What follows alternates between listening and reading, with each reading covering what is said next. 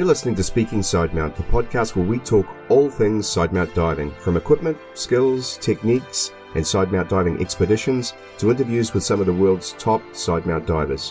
Whether you're new to sidemount, been sidemount diving for years, or just want to know more, this is the place for all things sidemount. I'm your host, Steve Davis. Let's get wet.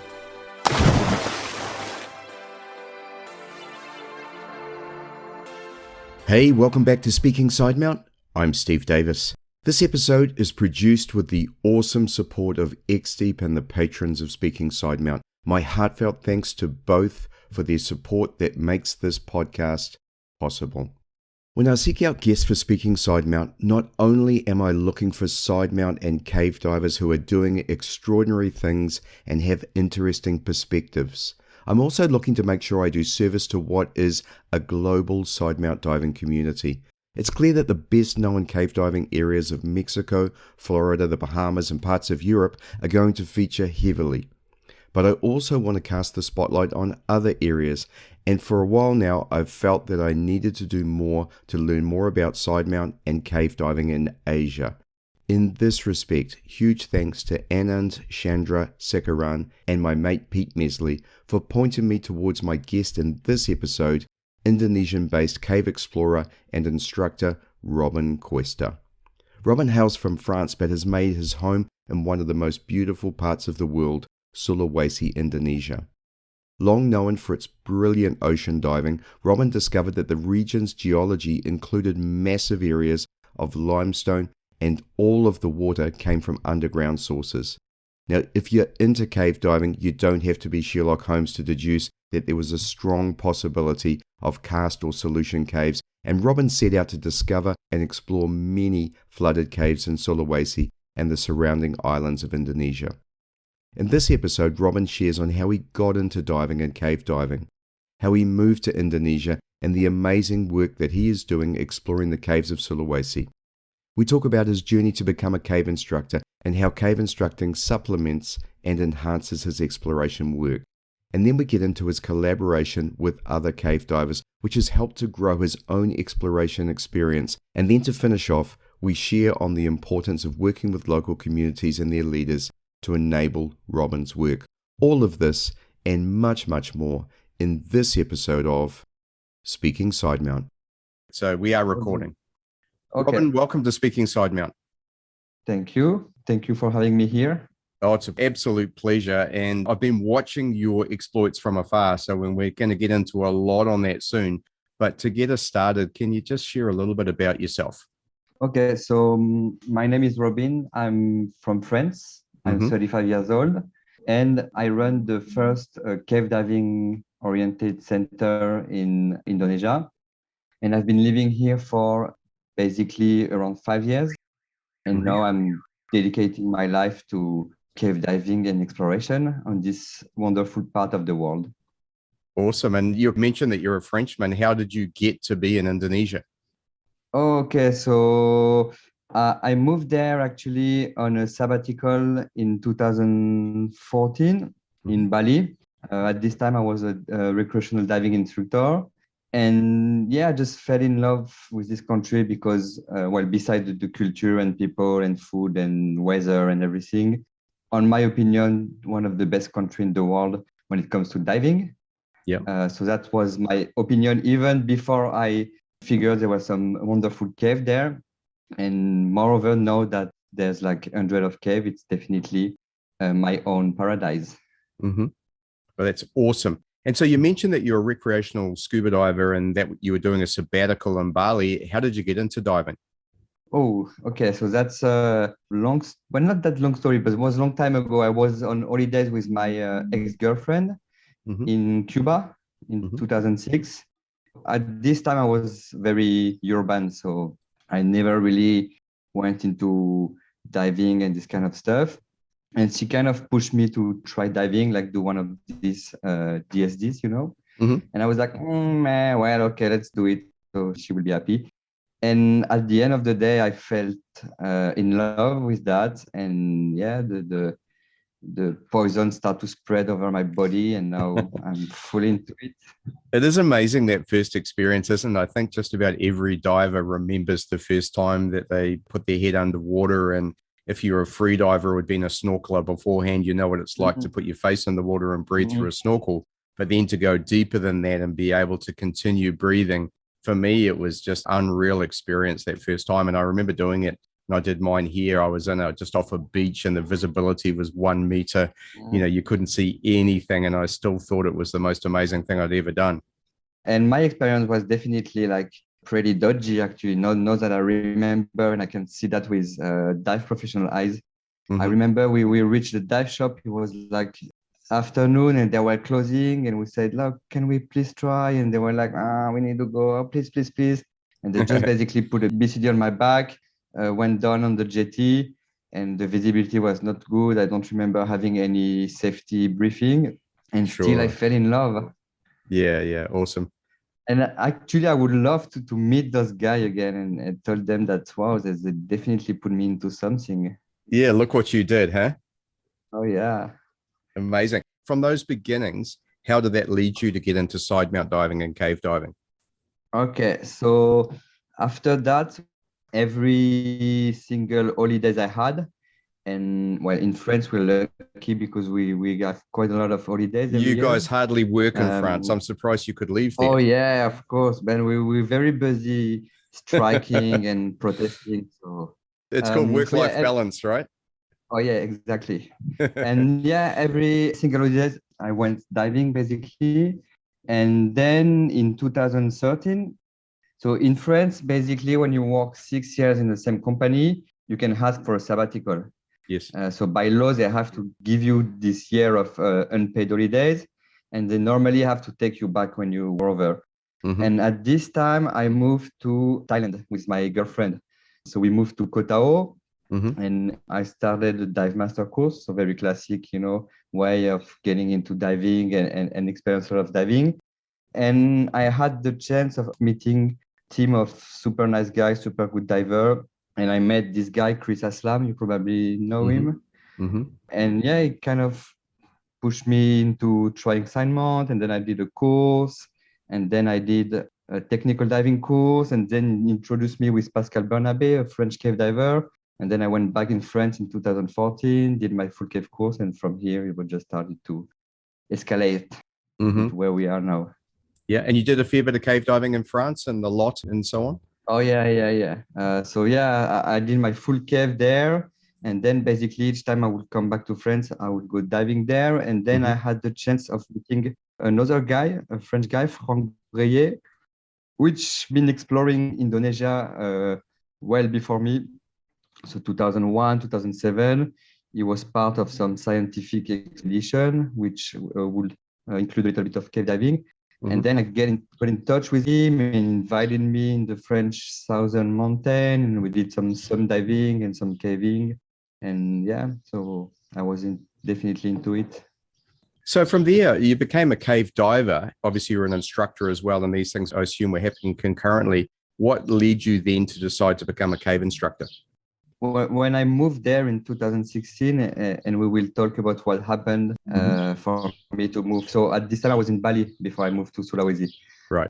Well, I found cave, and then I quickly realized there was a potential to it, like a kind of a commercial potential. Yes. And well, teaching was my thing. And yeah, I decided to get into the very long process of becoming a cave diving instructor. So I went back to France, did some course to get the cavern rating, then went back to Indonesia, taught a few courses, back to France, back to Indonesia, went to Mexico, back to Indonesia. And yeah, it took me a couple of years, and then became a cave diving instructor. Yep. And the exploration, did that happen concurrently with that, or was it the product of becoming an instructor as well? Oh, no. Being an instructor was the product of the exploration.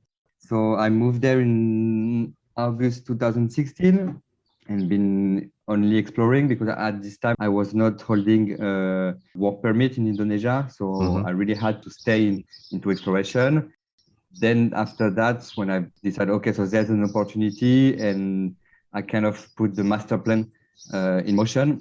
Makes and sense. becoming a cave diving instructor became like a byproduct of my exploration. Yeah. So the idea is you want to be a cave explorer there, and at some point you have to put food on the table as well, right? So it just makes sense to be a cave instructor alongside that. And I mean, the two disciplines seem to work really well together as well. I mean, how do you combine the two in terms of your work life? Well, first of all, I think that being a cave explorer doesn't necessarily make you a good cave diving instructor. Teaching is a job, and you need to have the passion, and that's something I have. So I'm really happy to do this job. But yeah, when I don't teach, I explore, and when I explore, I don't teach. That's how I balance my life. Separate the two. They are quite different, aren't they? I mean, when you're exploring, certainly a lot of the guys I know are exploring by solo or in very, very tightly defined teams. And of course, when you're teaching, you're bringing someone through a process, and it's very much skill-based, knowledge-based. So they are quite different, aren't they?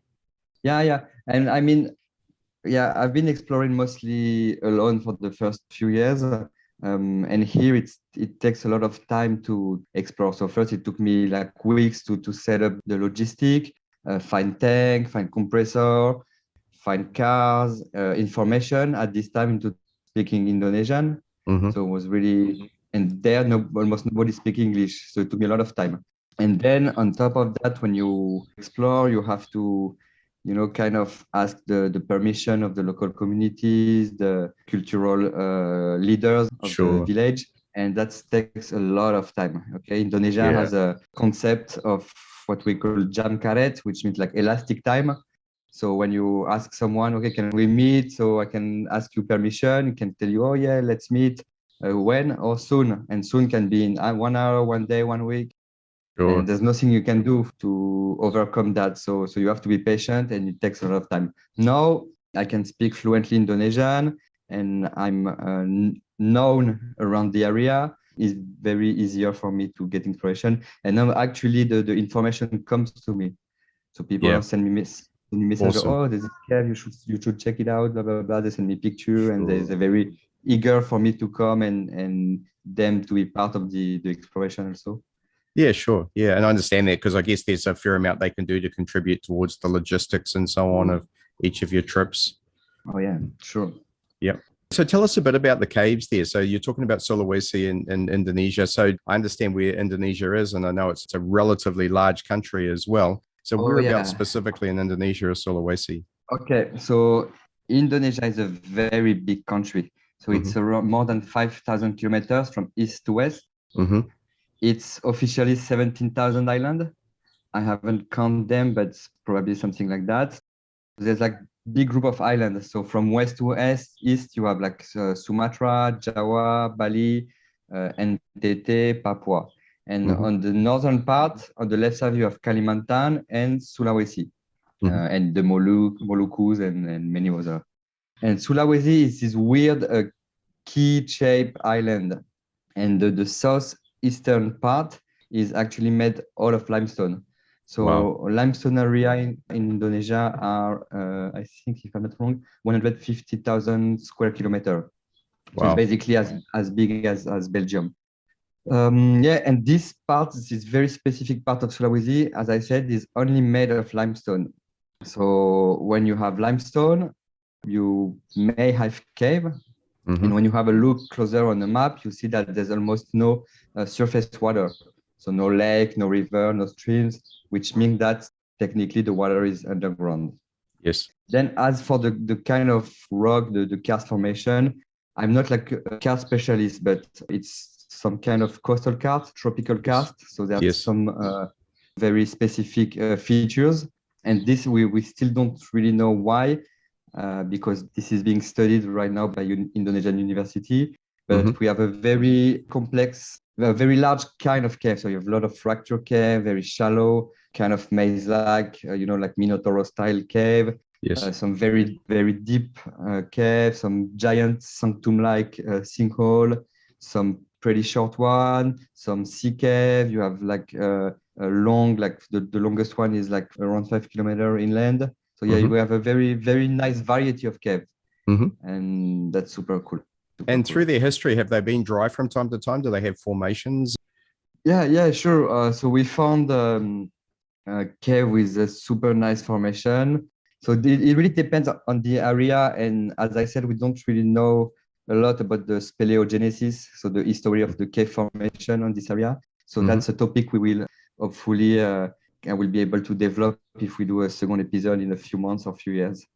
Awesome. One thing I've noticed is, as I mentioned earlier, most explorers dive solo or with a very strictly controlled group of their peers or friends and so on. And a super interesting aspect to some of your projects is that you invite other people to come and join you and I guess learn about exploration. Can you tell us a bit about what you're doing there?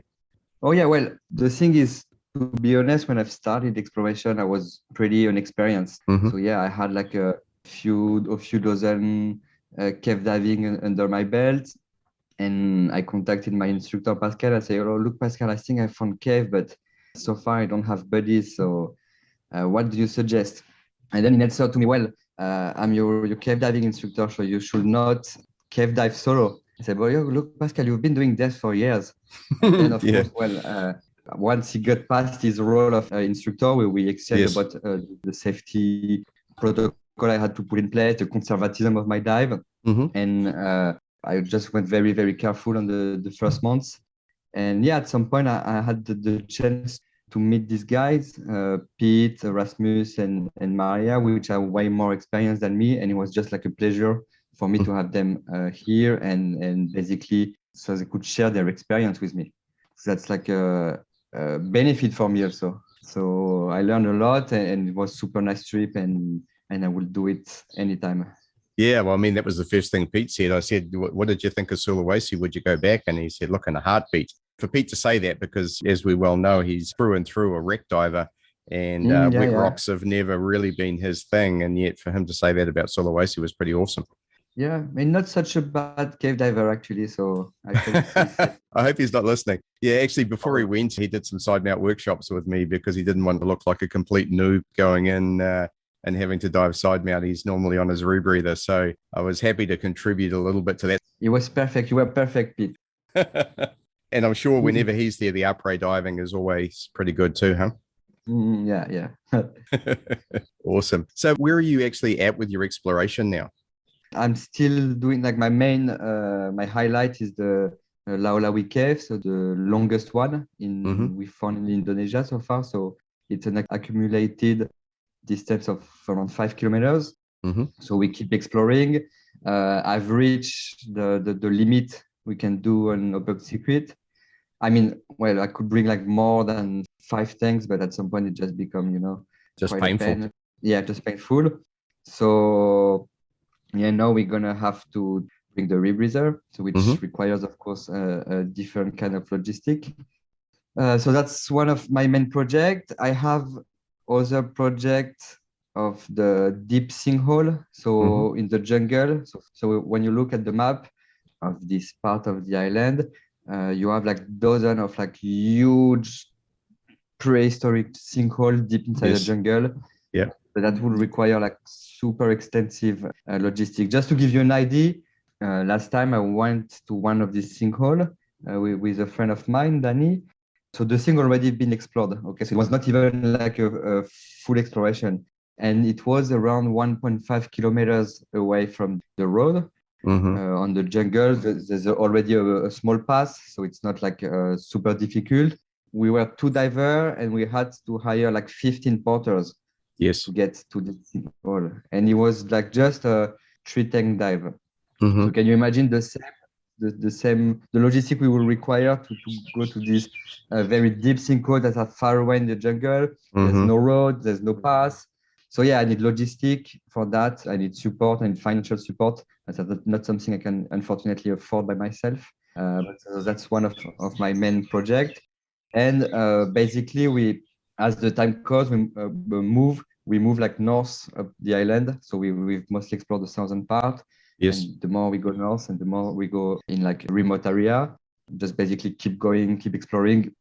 And now I'm extending also my exploration, my cave diving exploration away from Sulawesi Tenggara. So Sulawesi Tenggara is the name of the province. Yes. And now I'm being explored South Sulawesi, so in the Maros area, a very, very famous caving area, where you have the longest cave of Indonesia, 21 kilometers. Songkulang. Actually, I had a project to do like a cave diving tour in Java. Yes. But it has been cancelled because of the corona and the situation. Mm-hmm. I have project to go to Papua, to Maluku, to other island of Sulawesi. Mm-hmm. So yeah, it's just never ending, and I probably won't have enough of a life. Man, it sounds super extensive. And are you kind of completing one project to a certain point before you move on to the next one? Or is it just, there's just so many things to go and look at? The thing is, in Indonesia, you cannot really, it's hard to plan a thing like on a long-term basis. So, Right. so I'm working on a project and suddenly an opportunity opened there and Yes. I need to go now. Oh, it's not going to happen later. So that's Right. how it works. Yeah. But anyway, the caves, they're not going anywhere. So I can stop a project, go on something else. And I keep track and data of everything I'm doing. Yes. And I'm kind of writing a log, which maybe will turn into a book one day. Yeah, the caves of Sulawesi, huh? Oh, yeah. And I move with the flow. Yeah, it sounds like you need to. And is the diving there seasonal or can you dive all year round? All year round. Well, if we're talking about like jungle exploration, when it's rainy season, it's becoming a little bit more tricky. Sure. But as for like the diving itself, like bringing guests and teaching, I can basically dive anywhere, anytime. The cave are wet anyway, so it can rain, and it's not like active flow like in dry cave. So when it's super raining, maybe the water table level rise a little bit, and visibility can be a little bit affected, but not that much. Right. So there's not very much flow in the caves. No. Yeah. And you mentioned rebreathers and starting to employ rebreathers to allow you to go further into the caves. And I'm assuming if you need more depth, they're going to be super useful for that as well. Tell us a little bit about how you're using rebreathers on your cave exploration. Well, I'm diving a Triton, so very Frenchy rebreather, but moreover, very, very compact and very easy to carry. I just use it like to get further into the cave. As for deep cave, I don't feel really, really comfortable about going super deep on a rebreather on the cave alone. The few dive I've been doing on rebreather, like deep dive in cave, where with a good friend from Thailand, Paul, which is a very, very experienced cave diver, and he also took part a lot of the cave exploration. He explored a lot in the area also. So yeah, I'm still like mostly focusing on open circuit. I've been focused on open circuit for the exploration, and now that I've reached my limit, I'm slowly thinking about moving more into rebreather. Yep. But I feel also I need to pair my rebreather with another rebreather, right? I do need it. So that's bailout to deal with as well, right? Yeah. So the Triton's really interesting. Like I've seen it and I've seen pictures and I've seen your own pictures of it. So it's a chest mounted unit with the scrubbers and a chest pouch. It looks like your O2 bottle mounted underneath it. And then you can side mount your diluent and bailout. Oh, yeah. It's like, that's what's super nice with the Triton. You basically have nothing to modify with your side mount configuration. So you just clip it. You had a direct system, plug it into the diluent, and here you go. You're ready. And you can remove it very easily. You can even think about staging. I could take another Triton with me, clip it on my back and stage it somewhere. So it's a very, very good unit for what I'm doing. Of course, anyway, rebreathers, there's no perfect rebreather, but this one perfectly answers to all my issue. It's very simple, it's lightweight, it's easy to service on site. And it works well. It's very good to breathe, very easy to operate. So it's a manual unit as well. Oh yeah, constant flow, and you. As you know, I've been diving the Sidewinder, as are a lot of other cave divers at the moment, and for very similar reasons. It's extremely light. It's 9 kilos. It's just super easy to move around. It would be more difficult to do what you were talking about, to stage one of them, and I think I can see how the Triton would be really easy to stage, whereas you probably wouldn't do that with a Sidewinder. You'd probably take a different sort of rebreather, a sidekick, or another type as a side-mounted redundant rebreather, but it's still really, really cool for caves. And I think one of the great things I appreciate about the Sidewinder is just your profile is so low. That, to be honest, that's definitely the one I'm looking into it right now to be my Triton partner in life. Exactly, yeah. Oh, it's become very much the flavor of the month. I'm going to say since I started diving it, but Not really. I think as soon as the likes of Patrick Woodman and Philip Lehman and some of those guys gone into it, some of the talk about it from those who'd been diving it. I know some of the CDG guys, Michael Thomas and so on, had been diving it for a long time and effectively walking it through dry sections of cave, carrying smaller diluent, like 40 cubic feet, 7-liter diluent and bailout cylinders. And then you can very easily take it over dry sections or on a long walk into a cave entrance, and then jump in the water and you're good to go. Very easy to put on, very easy to move around. And then, of course, in the cave, it's just you're very much in Sidemount. So it's a terrific unit for that. I think for you, it would operate in a very similar manner. It's manual with a constant flow. For sure. I'm totally already into it. Yeah, awesome. Yeah, have you dived in some other parts of the world? Have you cave dived apart from France? So I've been to Mexico, and I will probably be back there in February next year. Awesome. I've been to Philippines, so I've dived some cave there, and to Thailand. Yeah, awesome. There's just so much to do. Now, in terms of Sulawesi, so for somebody who wants to travel there, and let's say they wanted to come and cave dive with you, whether it be on one of your projects or whether it's to do some training or just do some guided diving, what's the easiest way to get to Sulawesi? Okay, so let's say we're not in a global pandemic. Forget about right? that. Okay, so on normal time, so you will fly to Jakarta. So Jakarta is like a very big city. So you basically can fly from anywhere in the world to Jakarta. And then from Jakarta, you will take plane to Makassar, which is the main city in South Sulawesi. And that's like 2 hours and a half. And from Makassar, you have another like 45-minute flight to Baobao. So you have 3 or 4 flights. So it's pretty easy, actually. It's getting better and better to go there. But of course, it will take some time. It's not really easy. It's not like you fly to Cancun and half an hour after you require a little bit more of time and money and dedication, but I think he wants it. Yeah. And outside of the caves itself, I know Sulawesi is very famous for some of the ocean diving there as well. Oh, yeah. So some of the caves, so the one I mostly use for the cavern and intro training are actually on Wakatobi Island. So Wakatobi is like very famous, it's one of the best reef ever. It's like right in the middle of the coral golden triangle. The biodiversity is huge. There's not so much human impact.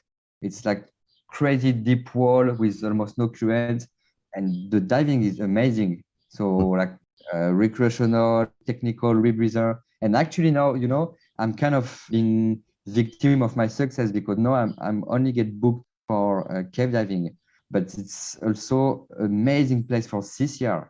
Can you imagine? It's like a 400-meter wall with like 50-meter plus visibility, fish everywhere. The coral is super healthy. There's a chamber on the island. Wow, it's amazing. So yeah, you could definitely think about combining some cave diving and some ocean diving. It's really nice. And then on Bhutan area, the diving is also super nice, super good. There is some very, very good spot, and there's new spot being discovered by the day. So yeah. I think Bhutan's the one I've seen pictures of where there's these beautiful sheer cliffs on the islands, right? And super clear water. Is that right? Where the islands really close together? Yeah, correct. Yeah. So that's Kadetu Island, yeah. Beautiful. Yeah. I've known of Wakatobi forever because I remember there was a beautiful 5-star resort there as well. So it seemed like the best of both worlds. Yeah. So that's the thing. So everybody think of those islands like a very luxury destination because of the influence of this resort that's been here for ages. But actually, you can dive there for regular prices. And yeah, it's really, really, really super nice. I mean, I'm not trying to sell my my destination, but it's really, really super nice. And people are nice. The culture is very specific, so they have a very strong culture. Yes. The food is good. It's still very, very, very few tourists. So basically, it's still a place where people like stop you to take you in picture, and they want. So quite different to Bali then. Oh yeah, for sure. Oh, it sounds amazing. And I remember when Pete came back, he was very complimentary of you. What did he call you? A good, I can't say the second word, but it sounds like you guys got on great. Yeah, exactly. I mean, when it comes to cave diving, the kind of trip you're going to have is pretty different from what you could have in Mexico, right? Yeah. So Mexico, you go there and you have all this nice restaurant And you drive, park, enter your cenote. You have your towel when you exit. Well, of course, there's also like a lot of very wild place there. But there, when you go diving in Sulawesi, it's going to be a very special experience. So how does it work? Basically, people arrive in Baobao or Wakatobi, but let's say Baobao because that's where you have the most cave around. Okay? So they arrive in Baobao, pick them up at the airport. We go directly to the harbor, and from here, we will cross to the channel to the next island, which is Muna. And we load everything on a truck. So I have a compressor, I have a spare compressor, I have all kind of tools and spares and oxygen, first aid, everything. It's like basically a mobile dive center. And we drive to this island. We establish camp in one of the only hotel of the island. And from here, we then move to the different parts of the island. So we basically live together 24 hours a day, 7 days a week. We take our lunch together, breakfast, dinner, everything. So yeah, you don't have any access. You cannot get a pizza, you cannot get a burger, you cannot get to a club. So you can still have some beers there. But yeah, so yeah, that's a very different kind of experience. And the logistic is a little bit more complicated and you need to be prepared for that. That experience sounds amazing. And I'm assuming if you're really looking for something more like the usual hotel type experience, you can have that in your Wakatobi part of the trip if you added the two together, right? Yeah, sure. So you could definitely head for Wakatobi. No, the cave there, they're more at the intro to cave level. So you won't find like very large, a very long cave. The longest system there is around 1 kilometer. But yeah, if you're not going like for a total hardcore full cave diving trip, Wakatobi is a good balance because you can get some ocean, some cave. There's a little bit more option when it comes to hotel, but we're still deep inside Indonesia. Not that much like international food option and this kind of thing. Yeah, sure. And I'm sure that's the charm of it all. Oh yeah, for sure. It's definitely part of the trip. But when people contact me and inquires about the trip, I tell them the truth, okay? So that's not going to be their luxury 5-star holidays. But the hotel in Muna is very decent. The food is good. The staff, it's like a family. They're like super nice. So they've been welcoming cave diver for a few years now. So awesome. They know how to, when we fill our tank, we need. They know how it works, and they really make us feel welcome. Sounds brilliant. And yet another one to add on the list. And as I said, if Pete finds his way back over, I might see if I can jump along with him. Hey, welcome. For New Zealanders and Australians, Indonesia is relatively close for us. And so having another cave diving destination that is nearby where, you don't need to cross the planet to go to Mexico or Florida or to Europe, that's a really, really good option. And especially these days when travel's a bit more difficult. So we'll have to look into it, huh? Yeah, I think it's a very good addition to the Asian panel of cave dive. So, you have all those caves in Thailand, which are pretty nice, but they become very deep very quickly, most of them, with different kind of diving. Philippines are super nice cave also, but still pretty hard to access. And I don't think there's really like commercial operation running trip there. And then you have a few caves here and there in Malaysia, in Borneo and stuff, but Indonesia. I mean, I'm not saying it's going to become the next Mexico because that will never happen, and there's no such thing like the next Mexico. But that definitely can become, on my opinion, a major cave diving destination. Yeah, and I don't think you need to match Mexico. I mean, in some ways, the contrast is really cool. I mean, I've dived in lots of areas that are so different from the Mexican caves, and it's still cave diving, and it's still really enjoyable. Places like Sardinia and Mount Gambier in Australia and so on. And even I've dived Cave del Agua in Spain, and that's very different cave to the caves of Mexico. And yet they've all got their own thing. And again, they've all got their own cultures as well. Each country is a little different. And so, it's all part of the diving experience, I think, is going and diving different caves and then enjoying the cultures of the place that you're visiting. The cultural part is very interesting, actually. The way the different culture and civilization see the cave and the meaning they have for them. That's a very interesting aspect that I will definitely study if I had time to do like a sociological. Well, you'll have to include that in the book anyhow, won't you? Oh yeah, for sure. Yeah, so Indonesia is a Muslim country, so they don't really have that much sacred thing going about the cave, even though, especially in this area of Indonesia, the Islam is really mixed with the ancient culture, and there's still like some believing about like spirit and stuff. Sure. But basically, as long as you ask permission from the local community and you explain them and you're nice and you like basically respecting people. That's the key to good travel, I think, is respecting where you are, understanding the local traditions, understanding that they are the way they are and you're visiting their country and you've got to fit in. Yeah.